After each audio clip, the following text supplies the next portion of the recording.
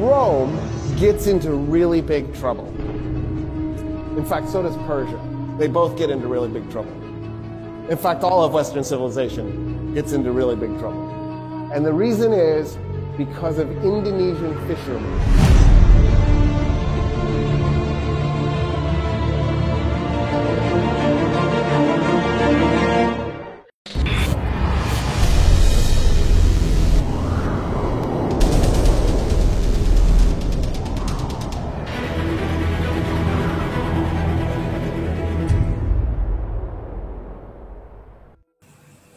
Assalamualaikum warahmatullahi wabarakatuh. Waalaikumsalam.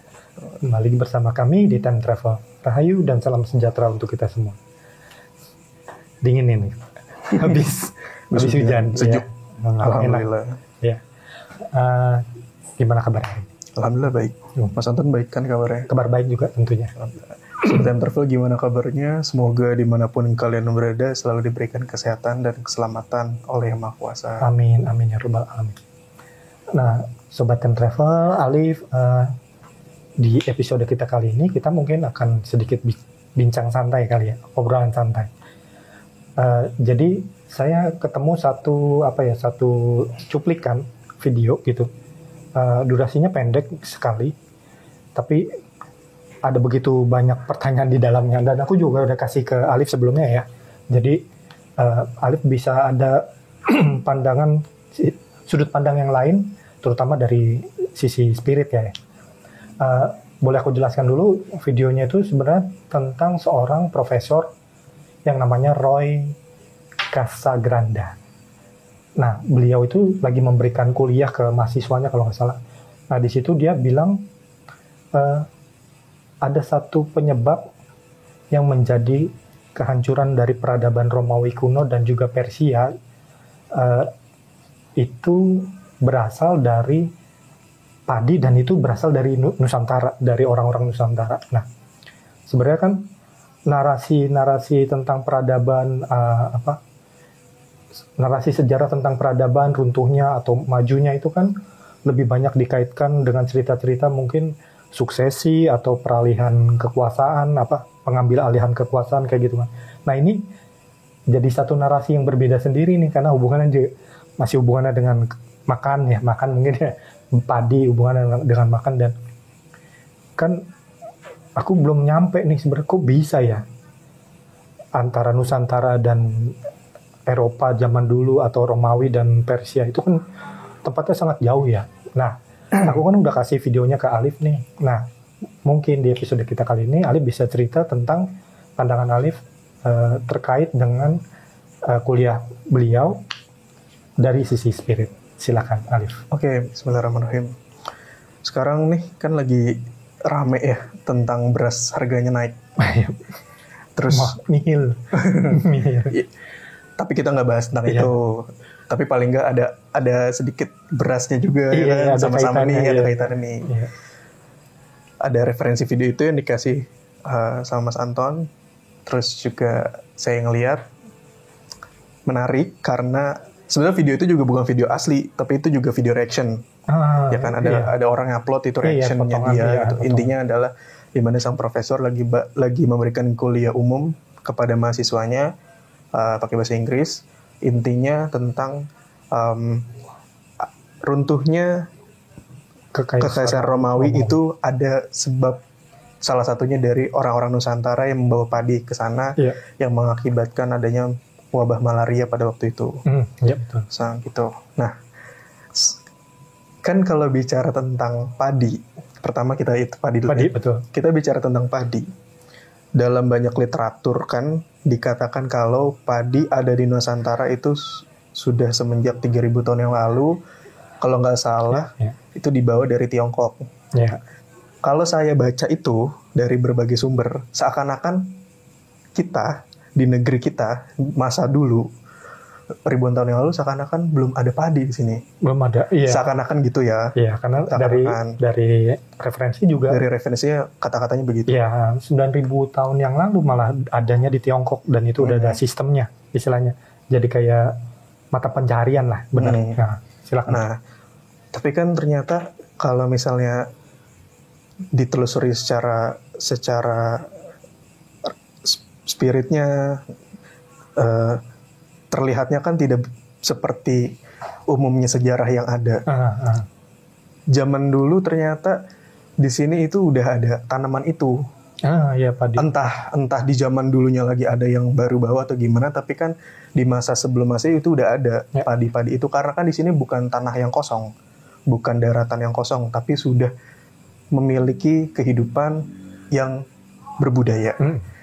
Nah, di antara budaya-budaya yang ada itu ada kultur padi.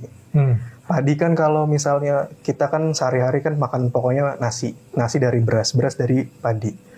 Padi kan cara nanamnya juga ada aturan-aturannya sendiri, ada cara mainnya sendiri, musim-musiman juga, ya kan. Artinya itu kan bagian dari budaya, bagian dari sistem kebudayaan masa lalu yang sebetulnya sangat luhur dan sangat tinggi teknologi masa itu secara budayanya. Terus berangkat dari situ akhirnya kan ada kisah panjang yang melatar belakangi sang profesor menceritakan tentang orang Nusantara pergi ke wilayah Madagaskar, kemudian ada padi yang sampai ke wilayah Kekaisaran Romawi, sampai akhirnya merebak, ada efek menjadi wabah malaria. Itu bagi saya yang melihat video itu dan akhirnya melihat secara literatur dan akhirnya entah bagaimana terlihat secara spirit, itu ada kesinambungan panjang antara kisah dari Tiongkok, perjalanan perdagangan antar negara dari masa lalu di Nusantara juga, antar beberapa wilayah di Nusantara, sampai akhirnya perjalanan menuju ke yang orang sebut sebagai Madagaskar, terus ada kehidupan di sana, berkembang biak dan sebagainya, sampai akhirnya nanti ke Kekaisaran Romawi, Persia dan sebagainya. Jadi semua itu kayak alur yang berputar di situ gitu, jadi roda gitu kan. Mungkin kita nggak akan bahas tentang Tiongkok, kita nggak akan tentang jalur perdagangan dan sebagainya, tapi ada hal menarik yang akhirnya terlihat ketika abis nonton video itu, secara spirit itu terlihat bahwa kita kan kenal di istilah di Indonesia zaman sekarang ada lagu nasional kalau nggak salah. Bagian dari lagu nasional itu nenek moyangku seorang pelaut kan gitu kan. Betul. Ada istilah bahwa nenek moyang kita itu seorang pelaut, bukan seorang primitif. Ya kan? Benar, Nah, dari banyak data sejarah, literatur dan sebagainya dikatakan bahwa nenek moyang seorang pelaut itu yang dimaksud adalah orang-orang dari Bajo, dari Bugis, pokoknya dari wilayah Sulawesi, terus dari wilayah Maluku, pokoknya Indonesia wilayah timur, yang mana ada catatan bahwa zaman dulu bahkan sebelum Masehi lah ya, udah ada perjalanan antar negara, di mana dari Nusantara ke Australia pada waktu itu. Terus dari Australia juga balik lagi ke wilayah Nusantara Indonesia bagian timur. Tapi kan seakan-akan selain dari wilayah timur, di sini nggak ada, bukan pelaut atau bukan seorang petualang. Tapi ternyata dari yang terlihat ketika coba menelusuri itu, ternyata kata-kata tentang nenek moyang seorang pelaut itu bukan hanya dari wilayah timur Indonesia, tapi juga bagian dari tanah Pasundan. Negeri Pasundan itu bukan berarti orang Sunda ya, tapi tanah Jawa ini nanti juga melingkupi ke wilayah yang kita kenal sekarang sebagai Sumatera, mungkin wilayah Kalimantan zaman dulu juga ada. Kayak kawasan berarti. Kawasannya, bahkan sampai pulau-pulau yang seputar Bali, Nusa Tenggara Barat dan Timur. Itu semua punya cerita masing-masing dan ternyata akar budayanya juga sama sebagai seorang petualang. Karena negara ini adalah negara maritim yang dari zaman dulu kan udah kepulauan. Jadi artinya budaya tentang kemaritiman, tentang kelautan dan sebagainya itu sudah mendarah daging dari zaman dulu. Nah, dari situlah akhirnya terlihat gambaran-gambaran yang seperti cuplikan film tapi sebetulnya nyata gitu. Karena gini,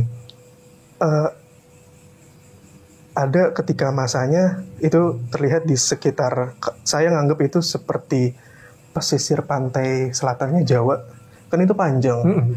Saya nggak tahu itu di daerah mana, tapi ada di salah satu kawasan, salah satu lokasi pada waktu itu terlihat ada sekelompok masyarakat yang kecil juga bukan cuma 1-2 orang, mungkin puluhan.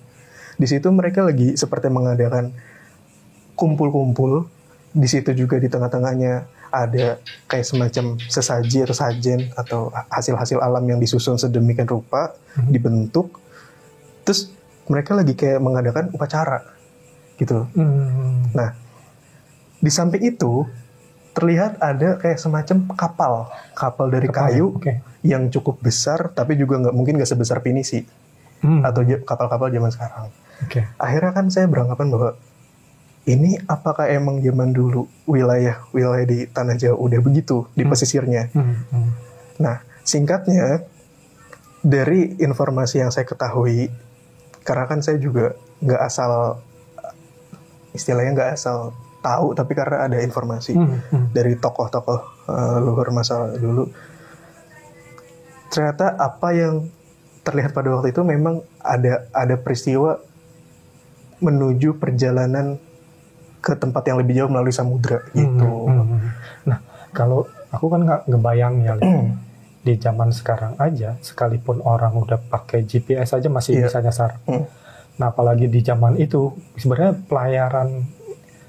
pelayaran yang tradisional atau seperti apa sih sebenarnya bayangan pelayaran kita nenek moyang pelaut itu, kita punya teknologi apa sih? Saya kan pernah beberapa kali ke pantai. Pantai waktu itu terakhir kali ke daerah pantai di Sukabumi. Bukan Pelabuhan Ratu bukan, tapi apa sih namanya lupa tuh. Ciletuh. Oh iya. Saya di pantai di Ciletuh, saya ngeliat ke arah sana, berarti kan itu ke sana lagi kan Samudra Hindia, laut lepas. Kan Samudra Hindia tuh. Ya. Kalau ngeliat kan laut doang. Betul. Apalagi zaman sekarang kan udah ada GPS tuh, udah ada map satelit dan sebagainya. Iya, navigasinya. Tapi kalau dari mata telanjang, pasti ngeliatnya ya udah, cuman ombak, langit, gitu kan. Paling dataran sebelah sininya gitu. Tapi kalau zaman dulu, gimana ya? Orang nentuin arah untuk bisa ke suatu titik, mencapai itu gimana ceritanya? Betul. Ternyata dari yang saya dapat informasinya, terus juga terlihat gambaran itu bahwa moyang kita di masa lalunya di Nusantara, itu mereka sudah memiliki ilmu perbintangan, astronominya kalau kita bilang. Ada ilmunya tadi, ada ilmu kelautannya, ada ilmu pelayaran dan sebagainya. Karena itu sudah menjadi budaya yang diturunkan secara tutur dari orang tuanya, gitu, dari leluhurnya, gitu. Karena mengingat bahwa ya lagi-lagi negerinya negeri maritim, betul. Gitu. Pasti akan butuh untuk jiwa petualang. Akhirnya jadi budaya, jadi mendarah daging lah gitu. Nah, zaman itu untuk bisa pergi ke suatu titik ya dengan menggunakan ilmu tersebut. Saya memang ada gambaran juga terlihat bahwa beberapa kali itu kayak kelihatan kayak semacam ada gulungan atau kayak mungkin pelepah-pelepah kayu atau kulit hewan atau mungkin daun yang kering. Mungkin itu sebagai bahan referensi orang-orang masa dulu untuk mempelajari sesuatu yang sudah sedikit tercatatkan oleh leluhur yang sebelumnya. Tapi dari informasi yang saya ketahui, itu hanya sebagai modal dasar. Secara mungkin bahasanya teoritis mungkin. Bukan catatannya. Kan kita nggak tahu. Tapi mungkin itu cuma sebagai referensi dasar aja. Setelah itu ketika lagi praktek langsung ke laut lepas, ternyata moyang kita di masa lalu itu menggunakan ya itu tadi ilmu astronominya dipakai. Ilmu cuacanya, arah mata angin dan sebagainya, dengan caranya mereka masa dulu gimana. Dan nggak pernah lepas dari hal spirit. Karena semua itu pasti dasarnya dengan hati, dengan pemahaman spiritualnya. Gitu. Pondasinya yang paling kuat itu. Makanya dalam gambar yang terlihat, itu seperti ada satu orang yang dia ini seperti laksamananya lah kalau dalam kapal. Ibaratnya dia ini yang memiliki pengetahuan lebih tinggi daripada yang lain untuk menjangkau semuanya ketika dalam perjalanan panjang itu. Nah, dalam catatan sejarah, dalam literatur beberapa yang saya baca itu, disebutkan bahwa orang Nusantara itu sebagai penduduk pertama kali di Madagaskar. Betul. Nah, nih sebelum Alif lebih lanjut cerita ya. Sebenarnya yang aku jadi penasaran begini, Lip. Kenapa orang Nusantara itu mau migrasi ke sana? Kenapa dengan kekayaan sebegitu kaya lah gitu ya di sini yang ada di Nusantara. Kenapa orang-orang dari Nusantara mau pergi migrasi ke Madagaskar? Ya, awalnya saya juga mikir, karena kan kita sumbernya pasti salah satu sumber kita bacaan kan dari sejarah lah ya. Okay. Dikatakan kalau orang Nusantara zaman dulu itu migrasi ke tempat lain, salah satunya Madagaskar. Kok migrasi? Sama pertanyaan kayak Mas Anton. Ternyata dari yang saya dapat informasinya kalau orang-orang di masa itu bukan berarti serta-merta migrasi. Migrasi kan seakan-akan ada perpindahan karena ada suatu hal yang tidak stabil atau mungkin memang pengen pindah aja dan sebagainya. Ada kondisi yang mendukung untuk pindah lah. Tapi ternyata nggak begitu juga. Karena yang melakukan perjalanan itu bukan semua orang, tapi hanya sedikit orang aja, jadi dalam kelompok kecil. Dan ternyata dari yang saya dapat informasinya kalau pada gambaran yang terlihat pada waktu itu adalah perjalanan kesekian dari yang udah pernah ada sebelumnya. Gitu. Jadi di masa itu di Nusantara adalah hal yang lumrah untuk menjelajah ke berbagai. Mungkin jadi hal yang lumrah, lagi-lagi mengingat karena budayanya adalah budaya kemaritiman yang udah mendarah daging gitu. Kalau zaman dulu kan langsung praktek, tutur diajarin ya kan, terus langsung praktek, diajarin langsung praktek. Kalau zaman sekarang kan cuma di sekolah diajarin apa segala macam, yang praktek cuman orang-orang tertentu yang bekerja di bidang tersebut kan gitu. Kalau zaman dulu kan beda. Nah, dalam perjalanan panjang menuju ke yang orang bilang sebagai Madagaskar, itu punya ceritanya juga. Nah, itu sangat panjang. Iya, karena dalam bayanganku mungkin saja bentuk geografisnya nggak seperti yang sekarang pertama. Yang kedua mungkin ya mungkin alam lautnya kali ya. Kalau buat kita di zaman sekarang aja laut aja juga masih misterius ya. Nggak tahu di masa waktu itu misterius juga atau enggak gitu. Oke. Itu bagian dari itu adalah perjalanan yang panjang. Kalau detail pasti nggak akan cukup satu episode. Betul. Tapi ada beberapa hal yang bisa coba saya ceritakan dari gambaran yang terlihat tersebut. Bahwa sebelum berangkat, orang Nusantara masa lalu itu biasa banget untuk melakukan doa. Itu bagian dari kesadaran terhadap dirinya dan alam sekitar. Untuk ketuhanan udah pasti lah. Ketika mau melakukan perjalanan, apalagi perjalanan yang jauh, menghadapi laut lepas, samudra, dan sebagainya, itu benar-benar didoain dulu. Makanya ada mungkin upacara tadi untuk mendoakan itu. Bagian dari upacara ritual doa lah ya pada masa itu. Dan yang uniknya adalah dalam upacara tersebut saya ngeliat ya itu ada hasil-hasil alam yang dijadiin satu. Ada sebagian yang seperti dilarung. Sebagian lagi itu dikonsumsi sama masyarakat itu yang melakukan upacara itu.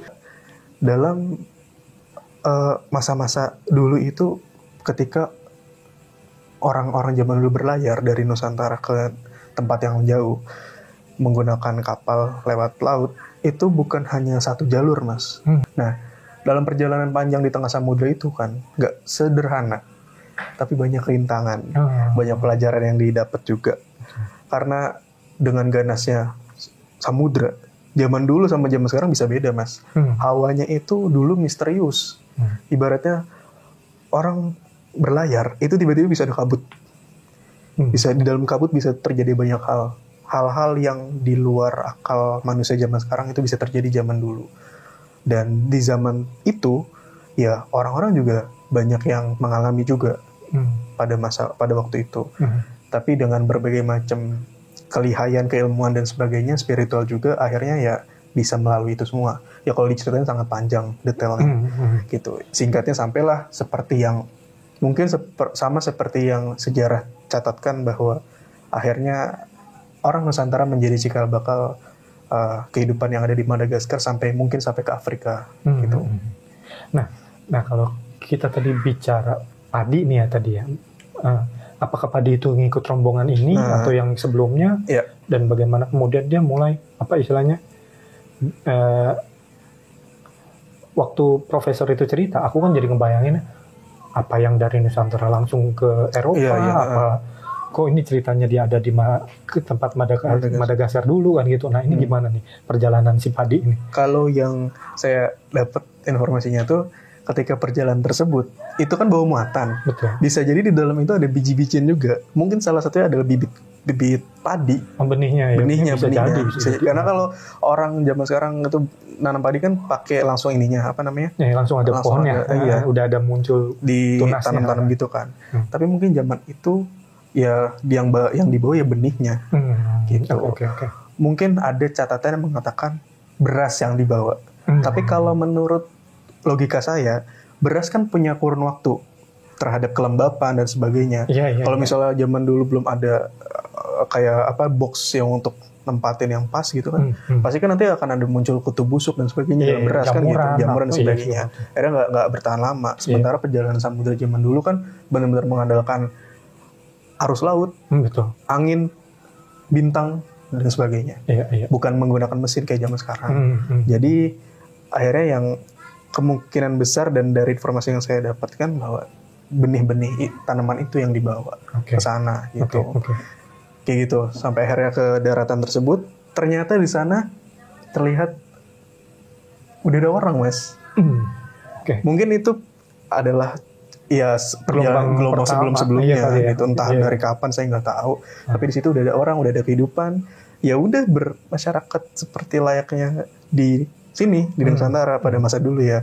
Tapi tetap mengikuti ekosistem lingkungan wilayah yang ada di sana gitu. Akhirnya jadi budayanya sendiri. Nah, setelah itu kan dalam videonya profesor itu disebutkan bahwa padi yang dibawa oleh orang Nusantara sebelum Masehi sampai akhirnya dapat dibawa ke Eropa, ke Kekaisaran Romawi, dan itu pada akhirnya menyebabkan wabah malaria dan singkatnya menjadi keruntuhan Romawi pada waktu dulu. Itu gimana sih, kan jauh ya? Ternyata singkatnya dari yang bisa saya ceritakan bahwa kan namanya komoditi itu bukan cuma berasal dari satu titik, tapi bisa dari tempat-tempat yang lain. Kita mundur ke tadi awal kita cerita bahwa menurut catatan sejarah awal mula tanaman padi itu salah satunya berasal dari negeri Tiongkok. Selain itu juga dari India dan sebagainya dan sekitarnya lah ya, kawasan-kawasan itu. Ternyata dari zaman dulu kan udah ada namanya jalur-jalur perdagangan atau jalur sutra dan sebagainya. Nah, bagian dari komoditi dagang itu adalah membawa padi. Bisa jadi salah satu salah satu pemasok untuk wilayah Eropa Romawi pada waktu itu, yaitu komoditi beras atau padi itu berasal dari Tiongkok, bukan cuma dari Nusantara. Nah, dari gambar yang terlihat dan dari informasi yang saya ketahui bahwa orang-orang Nusantara yang tadinya ada di wilayah Afrika itu juga punya jalur perdagangan sendiri sampai ke wilayah Persia, sampai ke Romawi. Mungkin itu menjadi salah satu faktor juga sampai akhirnya nanti terjadinya wabah malaria. Kenapa bisa terjadi wabah malaria terus dikait-kaitkan dengan orang Nusantara, padi dan sebagainya? Kita kan tahu kalau kultur padi atau ilmu menanam padi itu kan menggunakan sawah. Sawah itu harus selalu dialiri dengan air yang bersih, harus becek gitu. Pasti kan berlumpur, konotasinya kotor dan sebagainya. Tempat-tempat yang tergenang air, kotor dan sebagainya itu biasanya menjadi sarangnya nyamuk, ya kan? Nah, di kita dari zaman dulu itu kan udah menjadi kebudayaan, udah menjadi hajat hidup sehari-hari. Akhirnya orang-orang masa lalu Nusantara udah punya caranya untuk mengatasi efek-efek yang diakibatkan adanya tanaman padi dan sebagainya. Ada hama dan pastinya nyamuk juga. Tapi di sini udah ada sumber dayanya, udah punya cara untuk mengatasi dan sebagainya. Ketika dibawa ke tempat yang baru dan dengan kondisi yang berbeda, pastikan orang-orang di sana belum tentu siap untuk menghadapi efek-efek tersebut.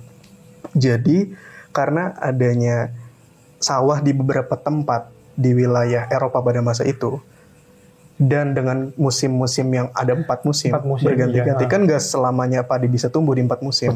Mungkin hanya di musim semi, musim gugur. Itu aku cari tahu tuh, Liv.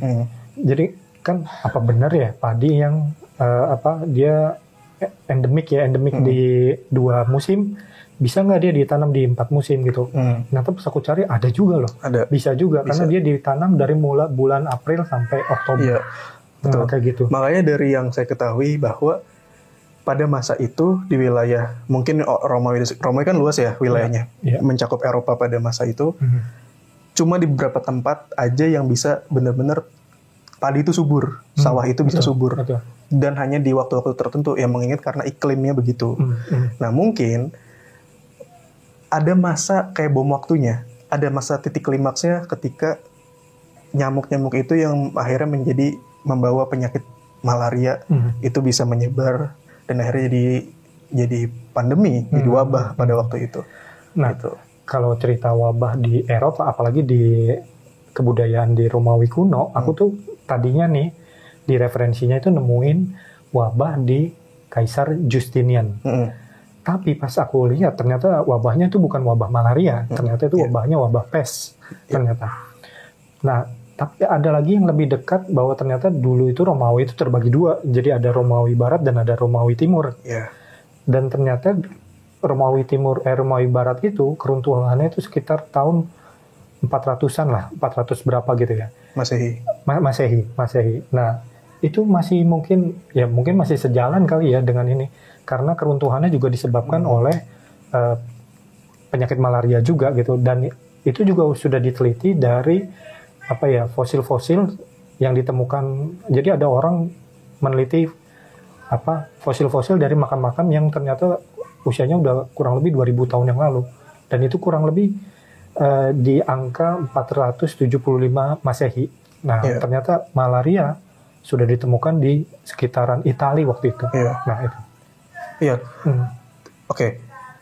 Intinya adalah dari informasi yang saya ketahui, dari gambar yang terlihat secara spirit, bahwa statement sang profesor tentang orang Nusantara membawa padi yang akhirnya di kemudian waktu menjadi punya efek wabah malaria di Eropa, di Romawi. Dari sudut pandang saya sendiri itu hanya sebagai salah satu faktor yang mendukung. Bukan berarti dari kita doang. Tapi itu jadi salah satu faktor. Karena lagi-lagi itu semua berkaitan dengan perdagangan pada masa dulu yang udah dari berbagai macam negeri. Bukan cuma dari satu sisi, tapi dari negeri yang lain juga ada. Sampai akhirnya ya tadi mungkin ada titik klimaksnya yang memang semuanya mendukung, alam, cuaca dan sebagainya, akhirnya jadi dikenal sebagai wabah malaria. Lagi pula kan kalau malaria itu kalau nggak salah itu baru diidentifikasi dan disebut malaria itu kan sekitar tahun 1300-an. Iya, 1000-an. Gitu. Sebelum itu kan belum dikenal. Nah, kemudian dari yang saya ketahui juga penyakit malaria itu punya obatnya. Betul. Bahan baku obat malaria itu ternyata dari kina. Yang paling efektif, yang paling ampuh. Kina adanya di Indonesia di Nusantara. Nah, dan itu salah satu komoditi penting ke Eropa waktu zaman itu. Mungkin zaman setelahnya lebih parah lagi. Sampai akhirnya ada masa kolonialisasi, itu beda cerita. Tapi kenapa akhirnya bisa jadi wabah? Dari yang saya ketahui bahwa ya mungkin pada masa itu orang-orang di Eropa sana, masa-masa Romawi itu belum tahu adanya penyakit tersebut yang dianggap ketika ada orang demam, kan ciri-ciri malaria itu kan kayak demam berdarah kan, demam apa segala macam, sakit kepala dan sebagainya, mungkin dianggapnya biasa, tapi bisa jadi itu mematikan, belum ada obatnya, belum tahu cara menangani dan sebagainya, baru di kemudian waktu baru tahu adanya kina untuk obat malaria dan sebagainya. Itu kisah panjang. Itu dia tuh yang aku tadi mau tanyain, karena kalau dari profesor itu cerita kan memang durasinya pendek ya. Jadi seolah-olah kesana kayak ada percepatan waktu. Ternyata padi ini bisa meruntuhkan langsung kekaisaran Romawi kuno gitu. Aku pikir itu dalam rentang waktu yang cukup pendek. Ternyata nggak gitu ya kali ya? Ya enggak. Karena tadi ada cerita, Alif ada cerita ada pelayarannya, terus ada orang terus mulai budidaya padi di Madagaskar gitu kan. Terus nanti mulai berdagang sampai akhirnya menuju ke Eropa kan. Makanya dari tadi saya bilang ceritanya sangat panjang. Kalau detail pasti kan gak cukup lah ya satu episode gitu. Ya lebih seru kalau ketemu langsung kita cerita. Iya. Bercanda. Pokoknya itu kisah panjang dan saling berkesinambungan antara peristiwa di belahan negeri satu dengan di belahan negeri yang lainnya dan sebagainya. Akhirnya jadi peristiwa yang tercatatkan dalam sejarah. Tapi ada hal-hal yang mungkin tidak tercatatkan, ya memang nggak ada catatannya. Akhirnya secara spiritual residu-residu itu bisa terlihat gambaran-gambaran masa lalu itu. Nah, terus ini Mas, mungkin ini terakhir ya dari saya di episode ini. Dari tadi kita cerita tentang padi, tentang hasil alam dari Nusantara, dan juga sebetulnya ada negeri-negeri penghasil padi, penghasil beras dari wilayah lain. Mungkin kalau di Eropa apa Mas? Ada Italia sama Prancis, dan itu kultur yang bertahan sampai sekarang. Italia itu salah satu produsen terbesar.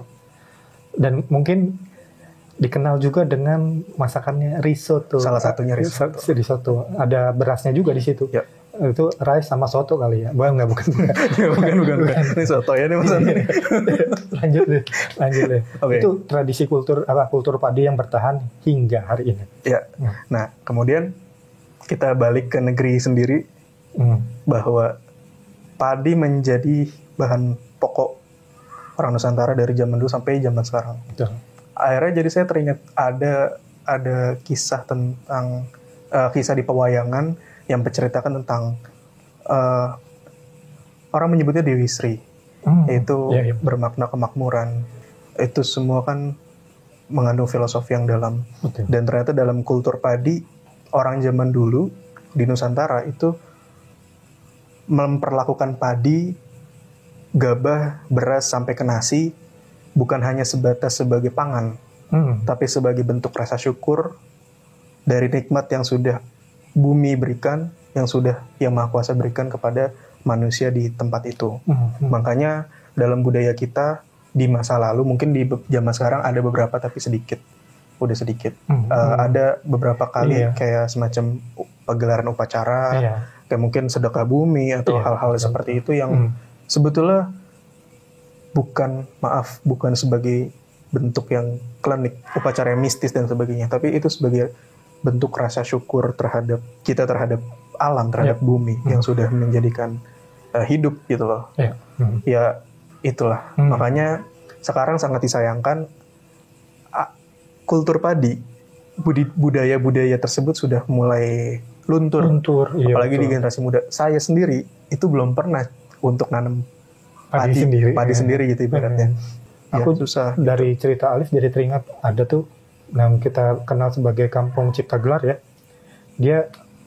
Dia bilang gini, mereka itu nggak akan kelaparan karena mereka punya lumbung padi yang bisa bertahan hingga mungkin 30 tahun ke depan. Mereka masih bisa survive ya dengan padinya. Dan mereka bilang gini, kenapa nggak dijual?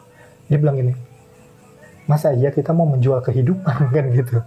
Padi itu kan kehidupan, masa dia mau menjual kehidupan? Kan itu hal yang absurd menurut orang-orang di Cipta Gelar. Ki Anom kalau nggak salah yang ketuanya kayak ketuanya gitu ya di Cipta Gelar. Mungkin itu yang sehubungan dengan yang Alif ceritakan tentang keluhuran padi di masa lalu. Dan terakhir sekali bahwa ada salah satu hal yang pernah saya lihat tentang ada istilah dari tanah Pasundan, dari tanah Jawa ini, terutama dari Sunda, itu ada istilah Nyai Pohaci Sang Hyang Sri. Di mana ketika orang-orang Nusantara, terutama di tanah Pasundan, di tanah Jawa ini, masa lalu menanam padi, mereka tahu cara memperlakukannya. Karena harus dengan syair, harus dengan puja-puji kepada Yang Maha Kuasa, kepada para leluhur gitu. Mungkin dari sebagian budaya mengatakan bahwa kepada dewata gitu. Ya hal-hal itu kan semua kan filosofis yang diajarkan secara tutur, menjadikan kita punya jati diri sendiri. Betul. Ini udah mendalam banget. Sampai kayak belum mendalam nih Mas. Sampai ke filosofi agungnya tentang padi gitu. Makanya heran ketika profesor itu bilang gini, ini ada hubungannya dengan padi. Masa sih padi bisa meruntuhkan sebuah peradaban? Oh, ternyata begitu ceritanya. Dari yang kacamata Alif, dari penglihatan secara spirit terkait dengan yang profesor sampaikan. Ya mungkin penelusuran dan cerita Alif itu berguna bagi kita yang ya di masa kini juga ternyata kita menghadapi masalah yang juga berhubungan juga dengan beras dan padi beras. Iya. Mungkin kita perlu berkaca nih ada apa sih sebenarnya yang terjadi dengan kita, negeri kita gitu. Dan kalau tadi di awal aku bilang gini, sebenarnya karena narasi sejarah itu banyak diceritakan tentang narasi-narasi konflik ya, konflik kekuasaan atau suksesi atau yang lain. Dan ini dia ngambil narasinya yang di luar dugaan ya. Lewat makanan dia bisa tahu gitu kalau ada perubahan sejarah ternyata di situ yang ikut menyumbang gitu. Narasi-narasi menyumbang sejarah besar lah gitu. Dan juga kita jadi tahu kan sebenarnya ternyata ada dampak-dampak secara tidak langsung yang kalau misalnya kita telusuri, kita napaktilasi gitu, sumbernya atau gitu penyebabnya itu bisa kita telusuri sampai ke Nusantara. Mungkin hampir sama kayak cerita Tambora yang kemudian mengubah sejarah Eropa ketika Napoleon Bonaparte dikalahkan sekutu karena kebanyakan hujan gitu kan, mungkin kayak gitu. Karena ketika dinapaktilaskan kembali, malah ceritanya bisa nyambung juga ke Nusantara gitu. Mungkin di episode-episode selanjutnya kita bisa cerita-cerita tentang itu tuh. Dampak-dampak tidak langsung dari hal-hal yang mengubah sejarah dunia gitu katakanlah. Ya, gitu ya. Oke, Sobat Time Travel, semoga kalian suka dengan episode kita kali ini. Tetap like, share, comment, dan subscribe untuk selalu terhubung dengan video kita yang terbaru. Sampai kita bertemu di penelusuran selanjutnya. Wassalamualaikum warahmatullahi wabarakatuh.